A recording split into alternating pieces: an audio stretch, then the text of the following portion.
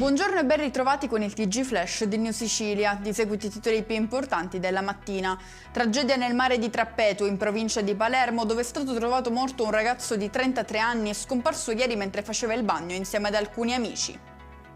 Proseguiamo sempre con la cronaca nera con la morte di un uomo di 74 anni, Damiano Raccuia, deceduto nelle scorse ore in un incidente stradale. L'uomo era a bordo di una Fiat Panda di cui avrebbe perso il controllo fino a schiantarsi contro un muro.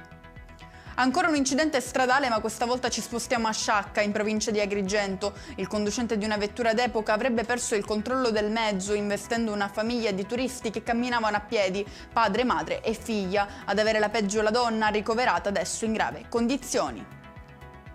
La lotta contro la siccità. Questa mattina il presidente Schifani si è recato nell'impianto di Porto Empedocle per verificare lo stato dei lavori, al termine dei quali l'acqua trattata dai 3 dissalatori finanziati dalla regione sarà presto immessa nelle reti idriche.